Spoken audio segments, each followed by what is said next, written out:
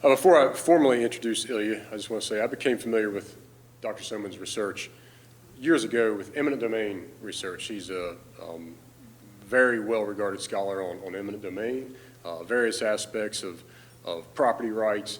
This book is different from that. He writes a lot. Very good writer. I really recommend getting this book and reading it. He writes extremely well, covers all sides of every aspect of the book. We partnered with the Department of Political Science, which is starting a new political and economic thought program on campus. We've worked a little bit with them on some ideas for that, and probably will have a class or something in it. And so looking forward to that. And then let's see, we're of course the Grant Center for Real Estate and Economics, and the Koch Foundation paid for this speaker visit. We, let's see, so Dr. Somin is at George Mason University, the Antonin Scalia School of Law. A prolific writer, published several books, including Democracy and Political Ignorance, Why Smaller Government is Smarter.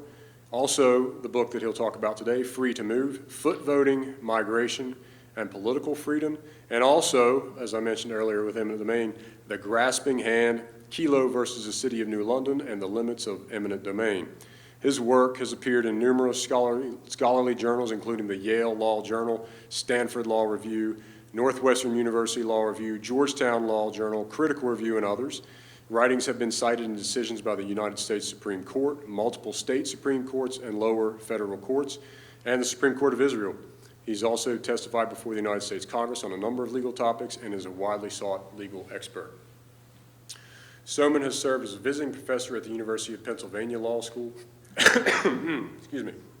He's been a visiting professor or scholar at Georgetown University Law Center, the University of Hamburg, Germany, the University of Torquato de Tella in Buenos Aires, Argentina, and Zhengzhou University in China. Before joining the faculty at George Mason, Somin was the John M. Olin Fellow in Law at Northwestern University Law School from 2002 to 3, and from 2001 to 2, he clerked at the Honorable Judge Jerry Smith of the U.S. Court of Appeals of Fifth Circuit.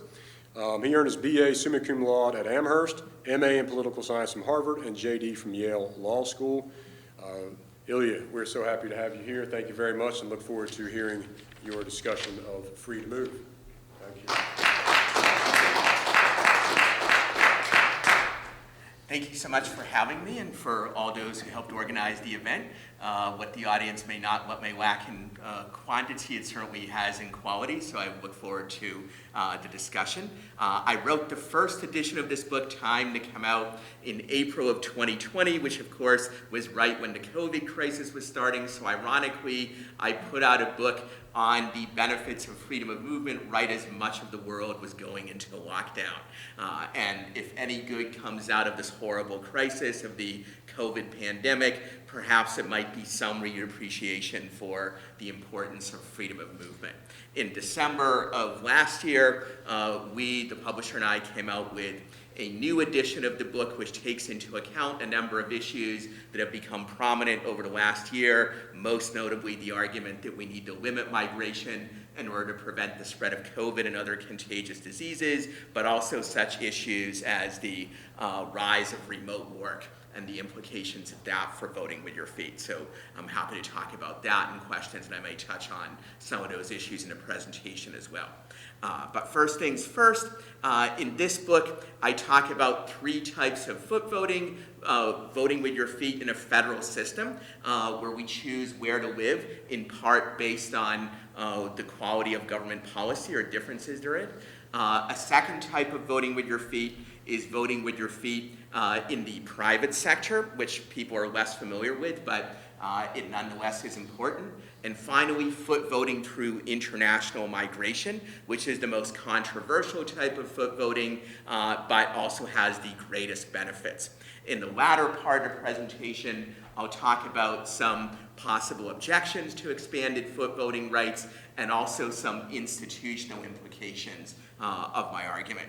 But first things first, why would we even care about foot voting as a mode of political decision-making when most of us would tend to assume that the way we choose the government policies we want to live under is, in fact, at the ballot box when we vote for the Democrats or the Republicans, like in the 2020 presidential election, for example. And I think ballot box voting has important advantages, but it has a couple of very serious weaknesses, and in these respects, foot voting has superiority over ballot box voting. One is that when you vote at the ballot box, the chance that your vote will actually make a difference, the outcome, is infinitesimally small. In a presidential election, it's about 1 in 60 million. It's even lower if you live in a state in like South Carolina, which is not a swing state. In most elections, it's somewhat higher if you do live in a swing state, but it's still very low, probably no more than 1 in 1 million or so, even at the closest and most significant swing states. The odds of one vote making a difference are somewhat higher in state or local elections, but still extremely small. In most cases, we would not say that you have meaningful freedom of choice if you have only a 1 in 60 million or 1 in 1 million chance of making a difference to the outcome. We wouldn't say you have meaningful freedom of speech if you have only a 1 in 1 million chance of being able to determine which opinions you're going to express. We wouldn't say you have meaningful freedom of religion if you have only a 1 in 1 million chance of being able to choose what faith you want to practice or whether you want to practice one at all.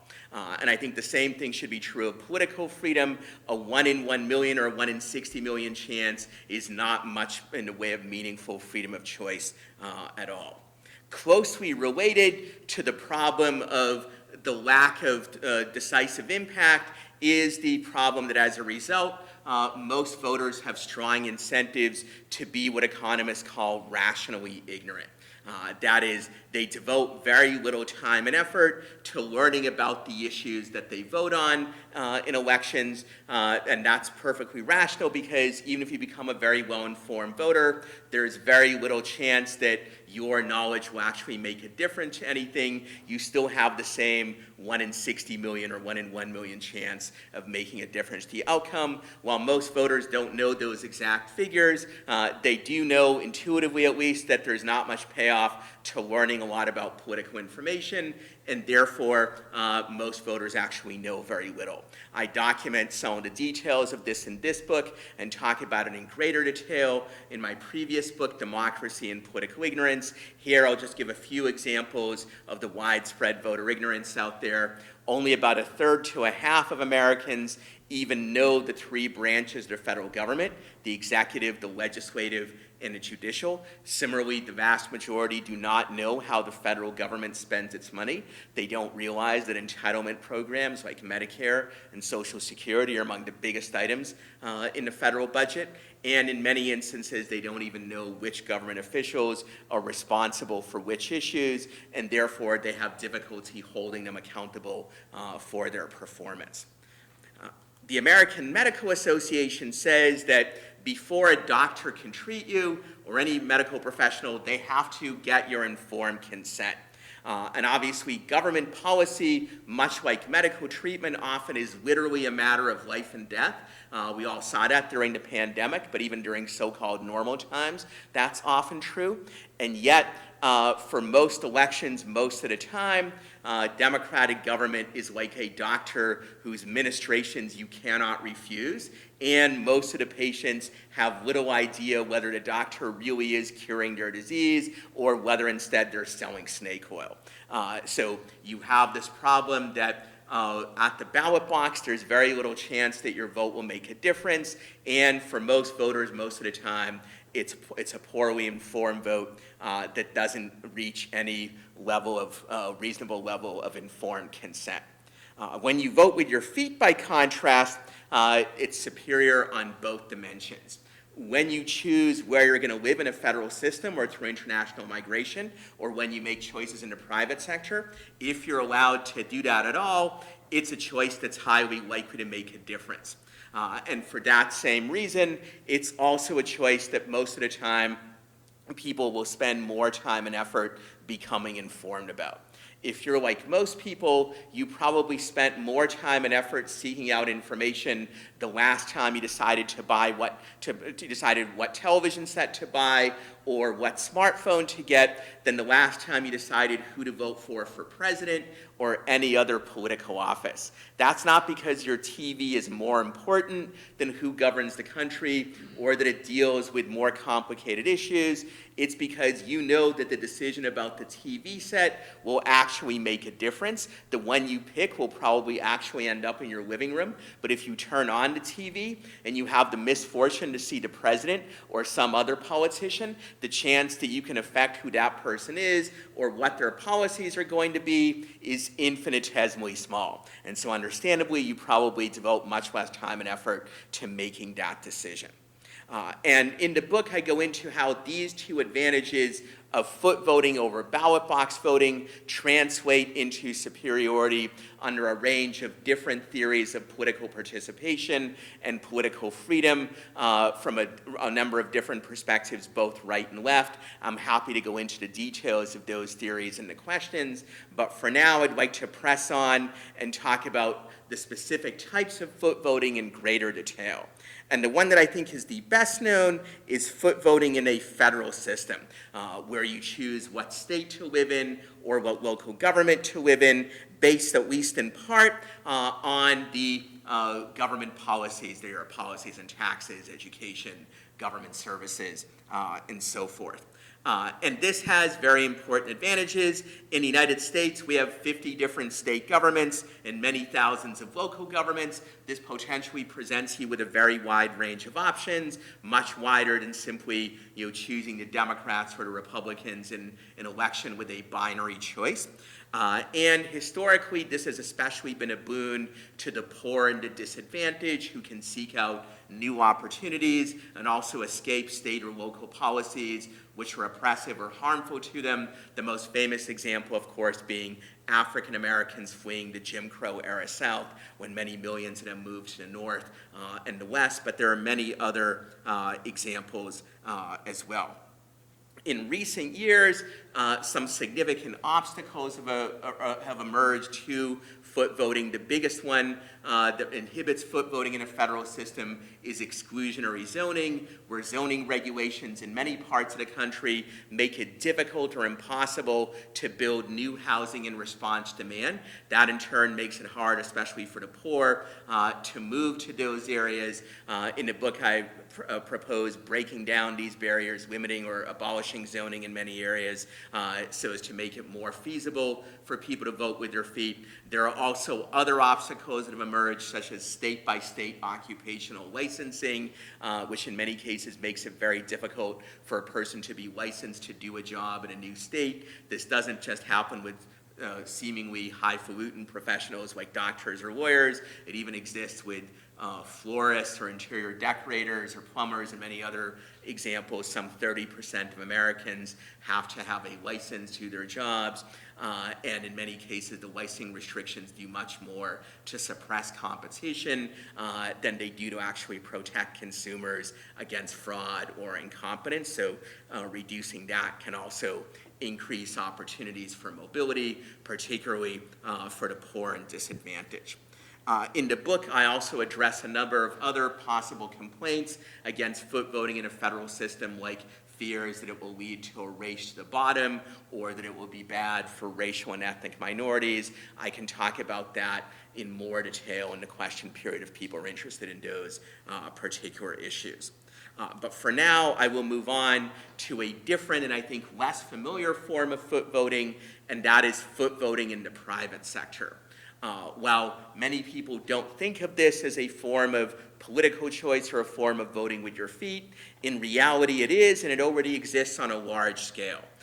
The biggest example is private planned communities like homeowner associations, condominiums, and others. Some 74 million Americans already live in these types of institutions, and they exist in many parts of the country, and they have important advantages even over foot voting under federalism. The biggest one is lower moving costs. In a given area, you can fit many more private planned communities than you can even state or local governments, and that creates more options and at lower cost. In addition, a lot of data suggests that the services provided by private planned communities, which are often similar to those provided by local governments, they're also often of higher quality and lower cost, relatively speaking, and therefore they create more and better choices. The standard objection to private planned communities is that this is really something that's only available to the rich, and that they use it to wall themselves off from the rest of society. Robert B. Reich, Bill Clinton's Secretary of Labor, famously called this the secession of the successful. I think the evidence suggests this isn't true. There simply are not 74 million very wealthy people in the United States today. It's obvious that there are many non-wealthy people who take advantage of this, but it's true that, at least in most of the country, this form of organization is less available to the poor and the lower middle class than to others. In the book, I propose various reforms to make this more available, particularly reforms of land use regulations and restrictions that, if reduced, would make it easier to set up new and low-cost private planned communities. I don't claim that either private institutions or state and local governments can carry out all of the functions that are currently done by the federal government. There are some problems that are so large scale that they can perhaps only be handled by the federal government or only by international organizations. Global warming is probably the best example of that. However, many issues could be more decentralized than they currently are. If you believe that Denmark or Switzerland or New Zealand is a viable nation, then there's no reason why an American state or a city of similar size can't also have its own healthcare policies, education policies, law enforcement policies, and so on. So a lot of things could be much more decentralized, and some could be decentralized to the private sector as well, where there's even a wider range of options available with lower moving costs than in foot voting under federalism. And I would add that private planned communities are far from the only potential private sector alternative to public services. Other examples include institutions like school choice, where potentially people can be given the option of choosing either public or private schools, regardless of whether they happen to live in a particular district or not, thereby greatly expanding foot voting opportunities, and again, with relatively few moving costs. I'm going on now to foot voting through international migration, which is by far the most controversial type, but also the one that has the greatest benefits. Obviously, both in the United States and in many European countries, there has been a political backlash against international migration. It helped Donald Trump come to power in the US. It has buoyed a number of nationalist movements in Europe. But on the other hand, the gains from international migration, from foot voting of this kind, are truly enormous, far outstripping even those that we get from foot voting within countries. The reason for that is the enormous difference in quality of governments internationally. Think of whatever you believe is the best governed American state and compare it to whatever you think is the worst. It's probably a big difference, but it's very small compared to the difference between the US and Syria, or the US and Cuba, or the situation in Ukraine, which is up on the screen right now, where people are threatened or harmed by Vladimir Putin's brutal aggression. When people are able to leave oppressive, tyrannical governments and come to the US or other advanced liberal democracies, they right away experience a massive increase in liberty of almost every kind, freedom of speech, freedom of religion, and many others. They also experience a massive increase, in many cases, in their productivity and economic opportunities. Economists estimate that if you had full freedom of movement throughout the world, if migration restrictions were fully abolished, world GDP would double. That is, the world would be twice as productive as it currently is. The reason for that is that there are so many millions of people trapped in places where no matter how hard they work, they have little or no chance of ever escaping poverty due to the oppression, corruption, and other flaws of the governments where they live. If they come to the US or Western Europe or other more advanced and freer societies, they can almost immediately double or triple their productivity, and that doesn't take into account improvements in their skills over time, which also are likely to be greater in the destination countries than in the countries where they came from. And obviously, these economic benefits come not just to the immigrants themselves, but also to the world as a whole, which gains valuable innovations, more wealth and production, and so on.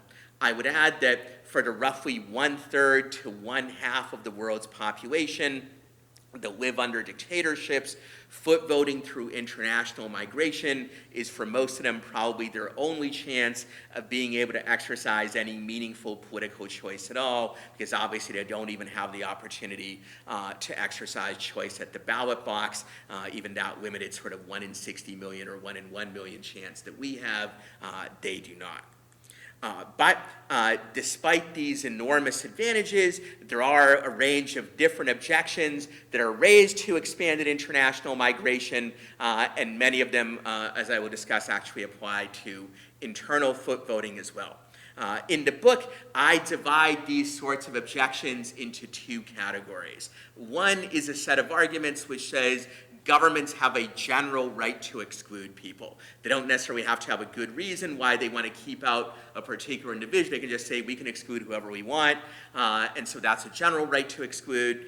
There are also objections which say, even if there isn't a general right to exclude, we sometimes need to keep out particular people or groups because of specific problems they might cause, like overburdening the welfare state, raising crime, they might become bad voters and vote in terrible politicians, and so on. So I'll start out with addressing the argument that there's a general right to exclude, and that argument also takes two different forms usually. One, the most common form, is what you see up on the screen right now, the idea that there's a particular ethnic or racial or cultural group which is the true owner of a given territory, and therefore they can exclude everyone else. So the French nationalist poster that I put in this image, it says La France aux Français, France for the French. The idea is the ethnically French people are the true owners of France, so they have the right to keep out everybody else. And similarly, we can say Germany for the Germans, Japan for the Japanese, and so on. This kind of argument doesn't work that well for the United States, because if you take it seriously, the implication is that the true owners are Native Americans and they can kick out all the rest of us. But even on its own terms, as applied to other parts of the world, it still doesn't work very well. There's a number of flaws in it. I'll just mention a couple. One is that if you go through the history of almost any place in the world, you will be hard-pressed to find a point in time when the only people there were just one particular ethnic group and everybody else is somehow an aggressor or an interloper. You almost always find diversity, and where you do find homogeneity, it's usually the result of conquest or ethnic cleansing or forcible assimilation. So it's questionable that, by ethnically cleansing a territory, you thereby have a claim to exclude all other groups in perpetuity. If anything, things like ethnic cleansing should diminish the force of any moral claims that you might have rather than increase it. But there's an even more basic flaw in this kind of argument, and that is that if you take it seriously, it's a justification for racial and ethnic segregation and discrimination. Within countries, almost everyone condemns things like apartheid in South Africa, where you live depended on whether you were white or black or belonged to another group, or the kind of racial segregation that we had for far too long in the US, and aspects of it still persist. Almost everyone agrees that that's wrong. And the reason why they agree is that whether you're black or white, or what ethnic group you belong to. It's not something you can control. It's just a matter of who your parents were. And it's not something that's a morally significant characteristic. It doesn't tell us anything about how good a person you are or how much freedom you should have. If that's true domestically, it's also true internationally. Whether you're ethnically French or ethnically German or ethnically Chinese is also something you cannot control. And it's something that doesn't tell us anything significant about how good a person you are or what kind of freedom or how much freedom you should have. So there's nothing different about the international situation and international migration that suddenly makes racial and ethnic discrimination morally acceptable in a way that it's not, that almost everyone agrees that it's not acceptable within countries. There's an even more basic point that follows from this, and that is that even if you look at migration restrictions, which are not based on race or ethnicity, in most countries, including the US, they still tend to be based either on your parentage or on your place of birth. If your parents were American citizens, then you have the right to live and work in the United States. Same thing if you were born in the US. But if you made the mistake of choosing to have parents who were not American citizens, or you were born south of the Rio Grande River rather than north of it, then you're not allowed to live there. This is actually very similar to the system of medieval feudalism, where if you were the son or daughter of a noble, then you could move around freely and live where you wanted. On the other hand, if your parents were serfs, then you could only live where you were told, and you could only move around if the lords were nice enough to give you permission. Almost everyone today sees why this is wrong, that the problem is that the only wrong that the serfs committed was they chose the wrong parents. They chose to have serfs as their parents rather than nobles, and this is pretty obviously a morally arbitrary distinction that shouldn't determine where you're allowed to live, and everyone I think today will agree with this with respect to the feudal system, but the modern system of excluding people based on who their parents are or where they were born works much the same way. We have no more control over whether we were born US citizens or not than medieval people had control over whether their parents were nobles or serfs, and the distinction is just as morally arbitrary, and in many cases is just as consequential in that obviously if you were condemned to serfdom for your whole life, you were condemned to poverty and oppression, and similarly, if because you were born in the wrong country, you're not allowed to move anywhere else, you also might be stuck in poverty or oppression for your entire life. And if this was wrong in medieval times, it's wrong today as well, and for much the same reasons. There is a different form of the argument for a general right to exclude, one that you often see in the United States, and this is based not on race or ethnicity or culture, but rather it's based on the idea that a nation can be analogized to a house or to a private club, and therefore that a national government can exclude people just like a homeowner could exclude people from their property, or the members of a private club can exclude potential new members. For example, I'm a Boston Red Sox fan. I could say I'm forming a club for my fellow Red Sox fans. Fans of other teams are excluded, people who just don't like baseball are excluded, and so forth. And I don't necessarily have to have a morally weighty reason to keep those people out. It may be that football fans or hockey fans or whatnot are no worse than baseball fans, but I still can keep them out if I want to, and they're not allowed to join my club, they're not allowed to set foot in my house, and so forth. So on the same basis, one could argue that the United States is like a club or a private house, and therefore they can keep people out as much as they want. There are many problems with this kind of argument. Here, I'll just focus on one, and that is that if you take it seriously, it has dire implications, not just for potential immigrants, but also for natives. Consider that the owner of a private house has the right to determine what sorts of speech are allowed in their home and also what religions might be practiced there. So I can say only pro-Republican speech allowed in my house or only Democratic speech. I can say that Christianity or Islam will be the only religion that can be practiced. And you can say the same thing for a private club. You can have a Democratic club or a Republican club, a Christian club or a Muslim club, and exclude people who don't support those political or religious viewpoints. So if you really believe that the powers of a national government are analogous to those of a private homeowner or those of a private club within their respective domains, then this is essentially a justification for a virtually totalitarian state. And I think that's reason enough to reject this analogy, though I go through a number of other problems that it has in the book as well.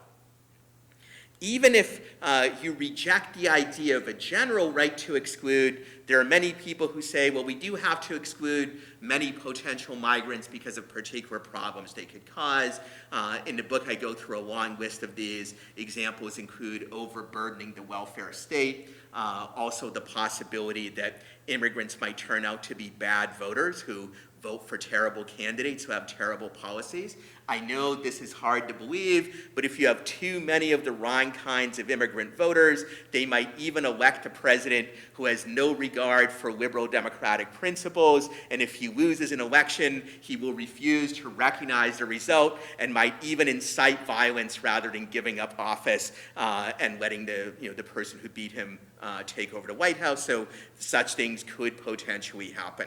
And there's a long list of other concerns of this type as well. I go through them in detail in the book. Here, I'll just go over my general framework that I think is the right way to think about these things. The framework involves asking three questions. One is, how big is this problem really? And in many cases, the answer is that the problem is either non-existent or at least greatly overblown. For example, far from overburdening the welfare state, immigrants in most countries, including the US, the vast majority, actually pay more into the public fisc than they take out. Similarly, far from increasing crime, immigrants actually have much lower crime rates than native-born Americans do, so they're actually reducing the crime rate. But let's say that, at least in some situations, there is a genuine problem. Then you have to go to the second step and ask, is there a keyhole solution?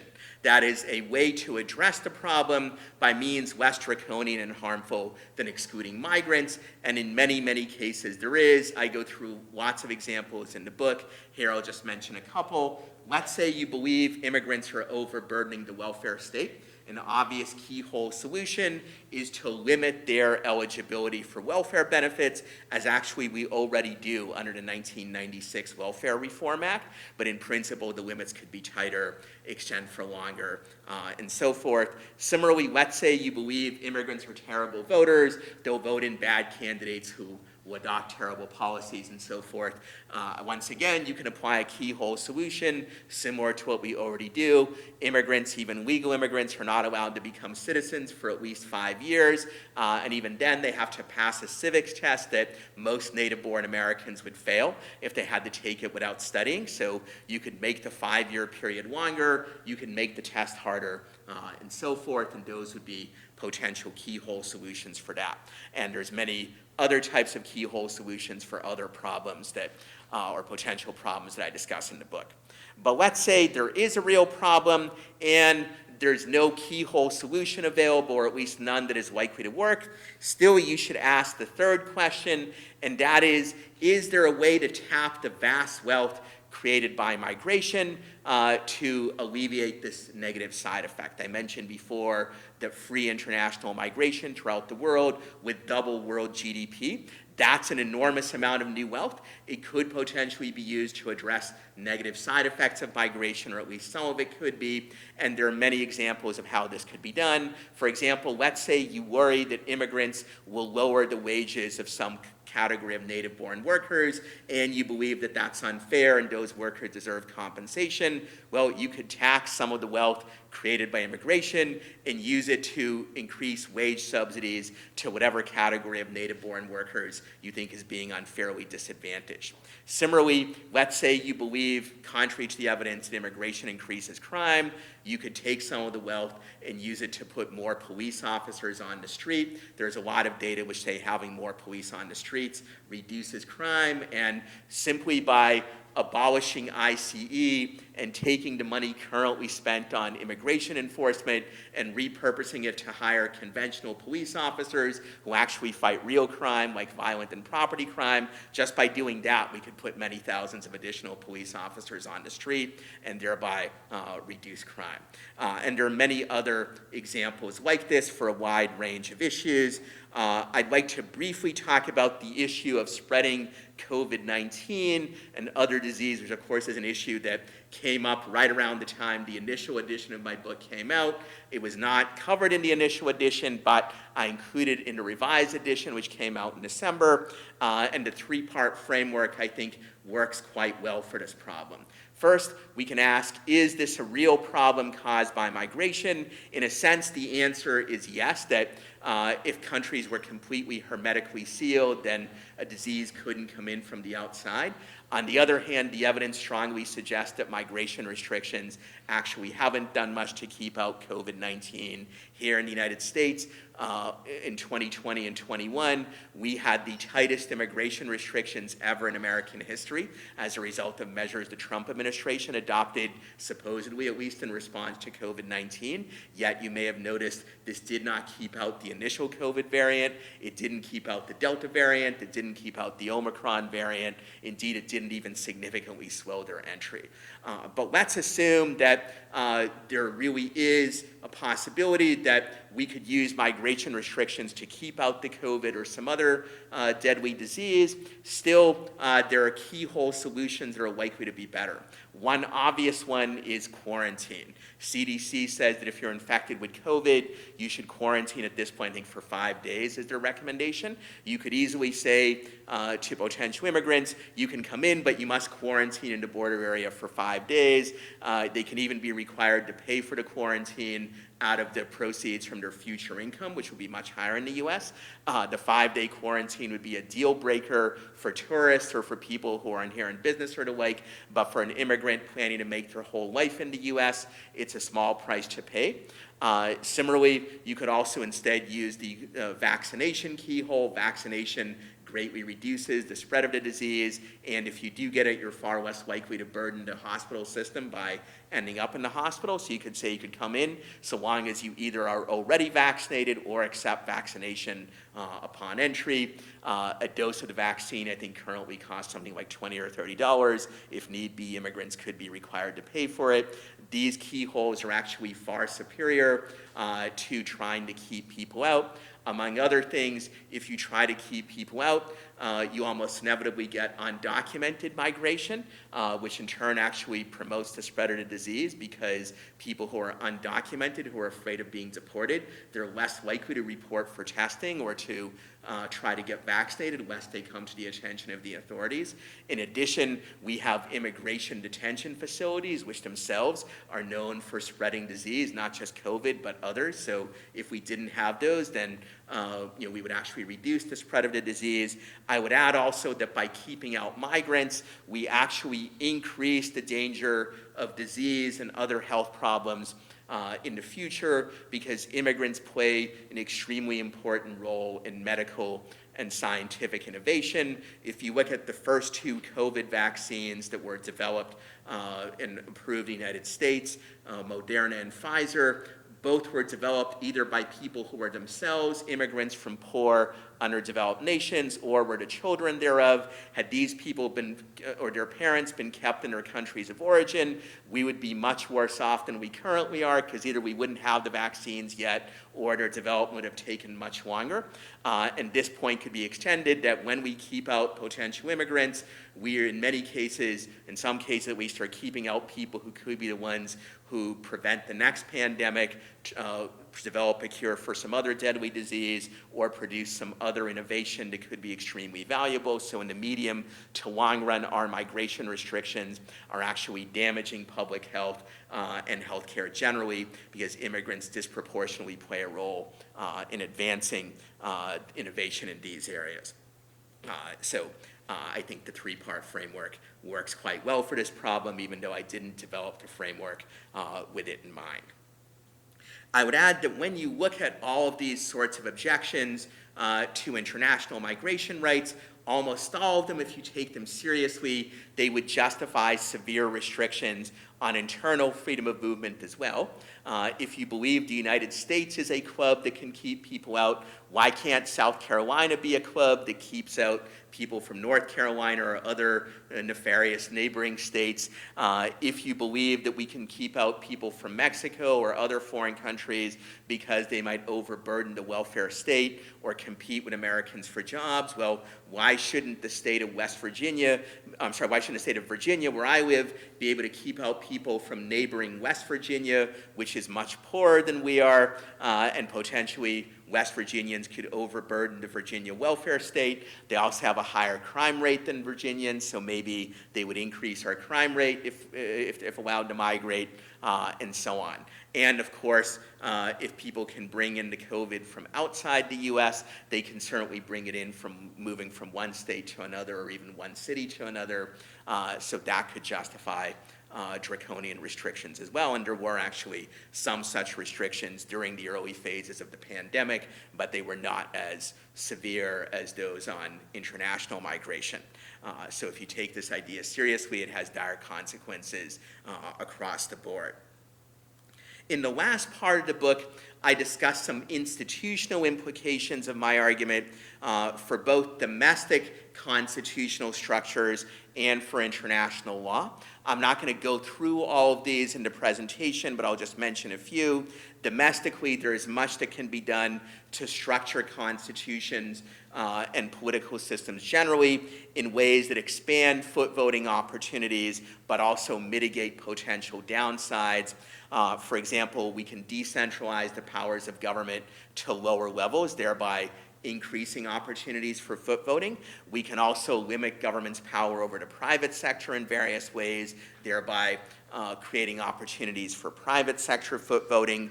And we particularly can have constitutional rights, as in the US we do, to freedom of movement itself, and also restrain government policies which establish barriers to freedom of movement. I mentioned the examples of exclusionary zoning and licensing laws earlier. Domestic constitutions can also be structured in ways that limit or even abolish the central government's power to exclude international migrants. Indeed, many of the American founding fathers, including James Madison, the father of the Constitution, they actually believed that the original Constitution did not give the federal government any general power to restrict migration. So maybe, I doubt we could go back to that in the near future, but at least incremental movement to that could be considered. On the international side, very relevant today, I argue for expanding the definition of the kinds of people who count as refugees, who cannot be expelled to their home countries. Currently, this definition is relatively narrow. It only applies to people who have been persecuted based on race, ethnicity, sex, political opinion, and a few other characteristics. I argue to at least expand it to everybody who is a victim of a seriously oppressive government or has to live under it. I also argue for breaking down the distinction between economic and political refugees, because many people who are economic refugees are in fact victims of unjust political institutions, which are the main cause of their poverty and economic privation. I also argue for avoiding world government or strong forms of global governance, because among other things, what happens then is if you do have a world government or a strong form of global governance which falls short of it but nonetheless have a single set of rules for the whole world, then until we have space colonies, you end up with a system where there's a government that you cannot vote with your feet against, and if you value foot voting, that's a danger. In the extreme case, you could also get a situation where the world government becomes tyrannical, and that's much worse than if one particular government in a world with many nations becomes tyrannical, because there would be no escape from it. So much more could be said, and I do in fact say much more in the book, but for now I conclude, and I very much look forward to the questions and discussion. Thank you.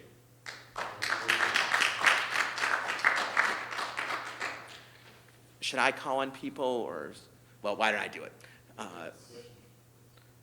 Go ahead. You were talking about how your vote doesn't really matter. It's more like a 1/16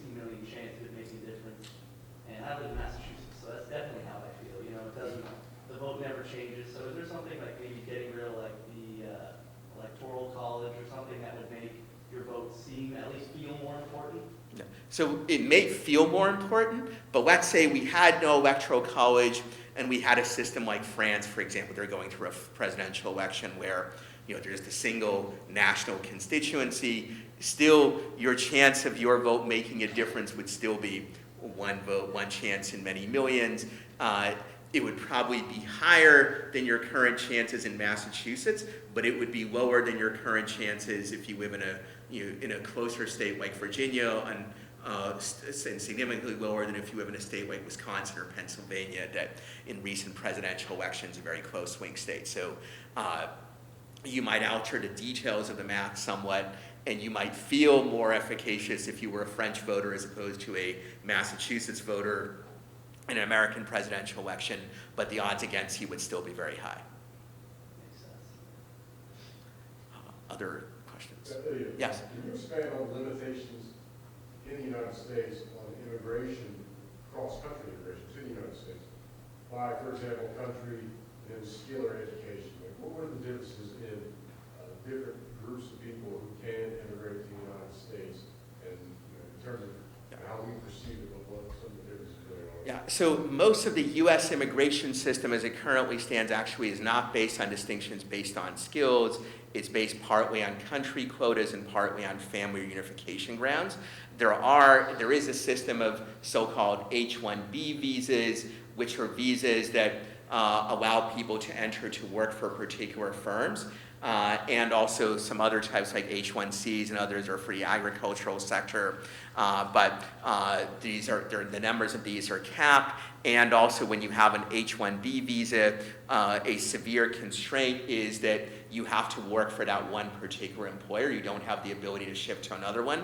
And that's both unfair and unjust to the migrant. They're sort of stuck with that employer, but it's also economically inefficient because if I'm an immigrant and I come in and I'm hired by employer X, and you say, well, actually, I see Somin could be more productive working for me, I'm willing to offer him a higher salary. The fact that I can't take that offer, it's bad for me, but it's also bad for the productivity of the overall economy because it's losing out on the extra production I could engage in if I were working for you. Some people have proposed to adopt the Canadian or Australian style system where there's many more slots that are based on the government's assessment of your credentials and educational or other types. But I think that it would be better to just simply let the private sector decide, in that the government historically is not a very good judge of what kind of labor is necessary or what kinds of credentials are good. Employers have much better incentives to judge that well. In addition, as the examples of the developers of the COVID vaccine show, often people's credentials when they come in are not great predictors of what they will become later in their lives. These people came in many cases as children, or they were themselves the children of immigrants, and unskilled laborers and the like. So the government, particularly with a younger person, it's very difficult for them to predict how productive the person will be when they grow up, when they have the opportunity to improve their skills in the U.S. And obviously, of course, even with people with relatively low levels of skills, they can still make important economic contributions. We've all seen the significance of this in recent months with the labor shortage, where much of the labor shortage is in sort of prosaic and unexalted occupations like service industries and trucking and the like. So we might not think of truckers or service workers as these people who make enormous important breakthroughs, but collectively they make very valuable contributions to the economy. And when there's not enough of them, the rest of us suffer, and we end up paying higher prices and having less efficient economy. Is there data that you know as far as, for example, even an H-1B visa, how long it takes to actually become a citizen of the United States? So many holders of H-1B visas, they're not even initially eligible to become citizens, but over time some are able to do so, especially if they marry American citizens or live here for a long time. But whether you can become one at all, I'm not familiar with all the details of the system, but it can be iffy, and it's not automatic that if you have an H-1B visa, that means you can become a citizen eventually. Indeed, if you lose the visa because that particular employer no longer wants you, then you may be out of luck and end up getting deported. Yes? Do you have expertise to point to maybe some other countries who have some policies that we could easily improve upon, like based on experience from other places? Sure. So the easiest and best experience is the experience of the U.S. itself before it had the system of immigration restrictions beginning in the 1920s. The first 150 years of American history, much of it we had almost no federal government immigration restrictions. In the late 19th and early 20th centuries, they imposed restrictions on Asian immigration, but almost none on Latin American and European. So I think if the much poorer society that existed then could absorb huge numbers of people and benefit from it, the much wealthier and more diverse and more tolerant society that we have now could do even better. In addition, there are incremental policies that some other countries have that we could adopt. Canada, for instance, has private refugee sponsorship, which means that refugees can be sponsored by private organizations and are not dependent on government sponsorship. Similarly, both Canada and Australia have visas that can be issued to immigrants by subnational governments above and beyond what the federal government in those countries would allow. We could have a similar system, and indeed, both the Biden administration and in the past some congressional Republicans have proposed visas issued by local or state governments, but Congress has been unwilling to enact this. So that would enable people to enter, say, sponsored by the state of South Carolina or some other state. They might have to remain in that state for a period of a number of years so that they could contribute to whatever niche in the economy the state wanted to fill, but then they would have the right to live wherever they want. This is not as good as simply letting people settle where they wanted from the get-go, but it allows some extra flexibility relative to the status quo. And it also would allow states that want more immigration to have it, even if other states were opposed. And it does work reasonably well in Australia and Canada, where they have systems like this. Yeah. I think one of my biggest takeaways from your talk really was the idea of how much the world benefits from immigration, international movement. It's pretty incredible. And it's interesting when you said at the founding of the country, I didn't know this, there wasn't really the ability of the federal government to actually enact restrictions on immigration wasn't necessarily included.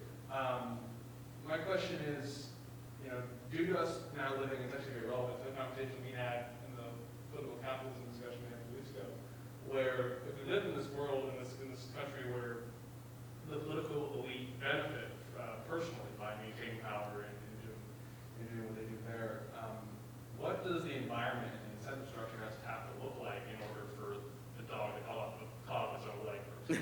Right? Will that have to look like? So I think there's really two questions. One is it really the political elite which is blocking freer migration, or is it something else? And if it is the political elite, what we need to change that? I think, I'm not a fan of many political elites, but I think the biggest obstacle to a much greater freedom of migration in the U.S. and in most other countries is not that there's a small group of nefarious elites who are against it, but that a lot of general public opinion against it, sometimes riled up by elites, but sometimes on their own. There are many sort of forms of bias, voter ignorance, and other reasons why people might be against particularly very greatly expanded migration. So I think the problem is more on the mass opinion side than on the side of the elites.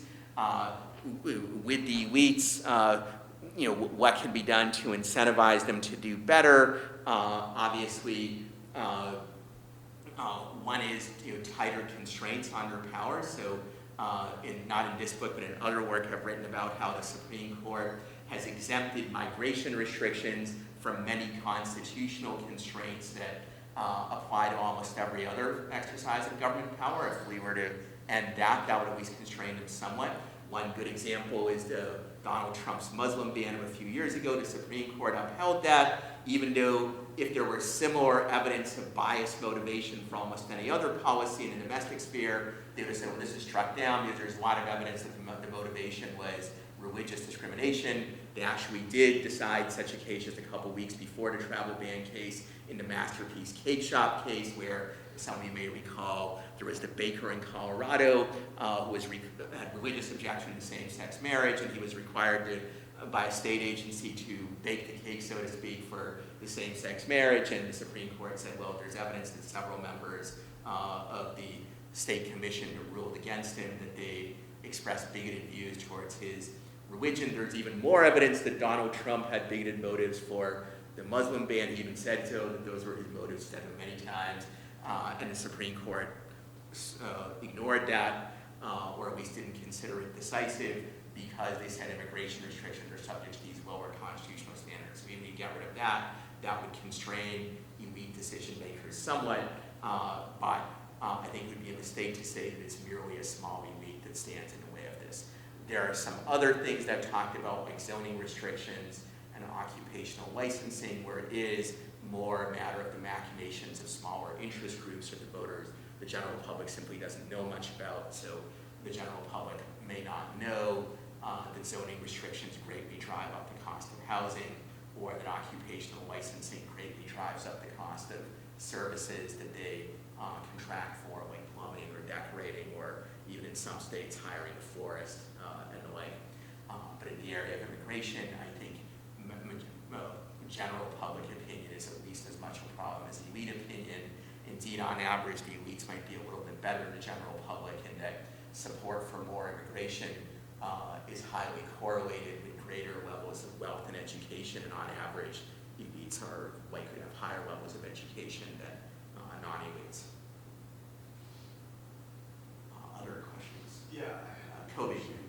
So, first of all, thank you so much for coming here and trying this talk, and this will be great for our students in the near future. But before I ask my question, just to give a little background, I am very much pro South Carolina, and I think we're a phenomenal case study when it comes to growth, migration, all sorts of legal topics. I think we're a great case study for. So just keep that in mind before I ask this question, which is, in your book, you argue that just because someone moves to an area for political freedom reasons, that legitimizes the government actions. Here in the Grand Strand, we have a significant population growth that is, in different ways, empowering the legitimization of the local government. People also have the power to leave a community whenever they choose, say after a period of legitimizing the government's actions that has negatively hurt the local economy. Is this an unavoidable problem of foot voting, in that people can move to an area for political and economic freedom, only to leave after legitimization, and also the concept of rational ignorance? Yeah.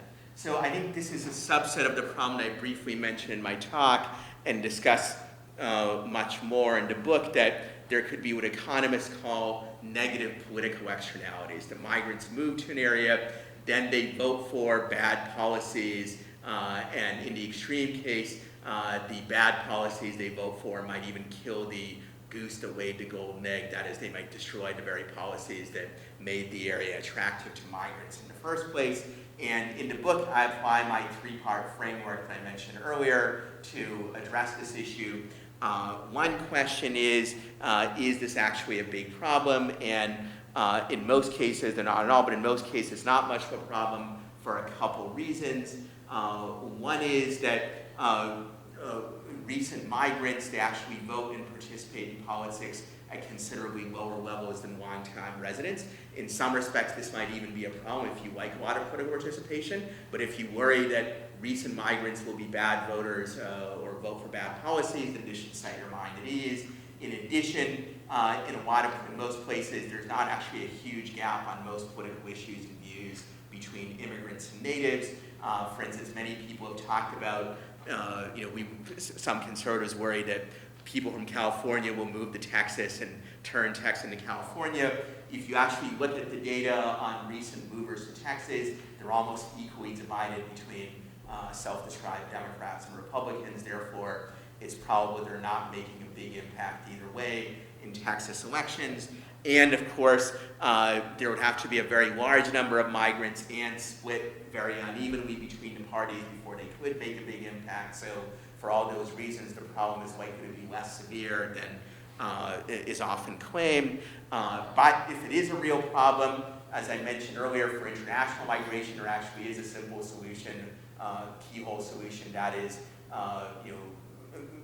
make eligibility for voting more gradual, make it depend on passing a tougher civics test, and so forth. In principle, you could have constraints like that for internal migrants as well, but currently there are constitutional restrictions on that. And also, you can have state constitutional safeguards that make it harder to institute certain kinds of bad policies, and that might be desirable even aside from questions of migration. Finally, even if sometimes migrants do influence policy in negative ways, you have to weigh that against the enormous benefits of free migration. So even if you have, say, policy that is like 3% worse, but you also have an economy that is 10 or 20 or 30% more productive, that's a worthwhile trade-off. I think that would be sort of my answer to that concern. Ironically, there is more chance that migrants could greatly influence politics in the short run through internal migration and through the international kind, because they become voters more quickly, even though concern about this is more often applied to international migration. So this is another area where if you take this objection seriously, it could justify keeping Californians out of Texas, or Texans out of California, or West Virginians out of Virginia, and so on. Yeah, that's what's on the internal migration, again, just within the United States. So would you say that, and I don't recall this necessarily covered in the book, do you think voting is cyclical? I mean, do you think, like, people will migrate to a certain area and then leave a certain area and then come back, say they come to Myrtle Beach and they impose, they vote a certain way, they legitimize the government in a certain way, and then it just becomes undesirable because there's so many people, and then they leave, and then... So in theory, it could be that way. In practice, there are few, if any, historical examples in the U.S. or really in any other country of a subnational government, like a state or a province, of having the quality of their policies deteriorate significantly because lots of migrants came in and voted for worse policies than existed before. So while we can't rule out such a possibility definitively on sort of a priori grounds, in reality cases of this are few and far between. On the other hand, there are many, many cases of both subnational and national governments adopting horrible policies because nativist nationalists supported them. The most extreme case, of course, being the Nazis in Germany, but there are many, many other examples. So if anything, to the extent that immigrants can dilute the political power of nativist or nationalist movements, and it's debatable whether it really can, but if they can, that would actually be a beneficial effect, and such an effect actually is probably more likely than the opposite effect of immigrants coming to tip the political system in the direction of bad policies, which then make the place unattractive. There is yet another scenario, one that's in the revised edition of the book, which is that some people worry that not that the immigrants themselves will be bad voters, but that the immigrants will cause a negative reaction among natives. By getting them to vote for nativist or even fascist types of parties. So political commentator David Frum has an article where he says, well, if liberals won't enforce borders, fascists will, meaning that if there's too many immigrants coming in, voters will get mad, they'll elect the fascists. So we need to keep out immigrants on this logic in order to prevent native voters from voting for fascists. In the book, I argue at some length against this sort of concern, both because the evidence does not seem to suggest that voting for these kinds of parties is dependent on the number of immigrants. Indeed, most natives don't even know how many immigrants are actually coming in. And also, if this is a genuine concern, I think it is unjust to try to fix it by harming innocent people, the migrants. If you're really going to restrict liberty for the purpose of preventing harmful political parties from coming to power, then it should be the liberty of the people actually posing the threat. So in the extreme case, the right solution, if there is one, is something like what Germany enacted after World War II, which is to ban the Nazi Party from competing in politics. They also banned the Communist Party for a time. If you're genuinely worried that fascists could come to power, at least impose the burden of that on the fascists themselves rather than on innocent people whose only sin is that they might annoy the fascists and therefore increase support for them. Thank you. That's a good question. Other questions? Yeah. So I saw online that you were born and grew up a little bit in the Soviet Union. Born, yes. Grew up, no. But go on. Does that like have any sort of effect on what you kind of decided to study and focus on? Perhaps. But in truth, I didn't start out my career studying international migration. Early on in my career, I focused on federalism and internal foot voting. And after a number of years of writing about that, it dawned on me, perhaps should have dawned on me earlier, that international migration is also a form of foot voting, and for the reasons I mentioned in the presentation, actually has bigger advantages even than internal foot voting, because the difference in quality of government is larger. And then I recognized that there wasn't a book or even an article which brought together both domestic foot voting and international foot voting in a single framework. So I decided to write that book. But I should emphasize, while my background probably has some impact on how I think about it, this is not an argument based on, well, I'm an immigrant, you should trust my experience. Only people who have lived this can understand it. If I've done my job right, then the arguments and evidence here should be available or accessible to people regardless of whether they themselves ever immigrated or even regardless of whether they've ever even met an immigrant. Yeah. Could I give you, could you give us a quick bullet list? You teased this a little bit, right? So you said, all right, if you colonize Mars, right, what would be your quick bullet list of recommendations for immigration policy on Mars? What I would say is let anybody in who wants to come, or at the very least have a strong presumption in favor of that, with the only exclusion being the kind that might be justified even with respect to restricting internal freedom of movement within the U.S. So if we have evidence that the person wants to migrate for the purpose of committing a terrorist attack on Mars, that would be a good reason to exclude them or even actually to arrest them, just like if somebody is driving from South Carolina to North Carolina for the purpose of blowing something up there, then the police could reasonably stop that person and detain them. The case actually would be even stronger, given that one of the greatest needs of a new colony would be more labor, more innovation, and so forth. I have one more question. Sure.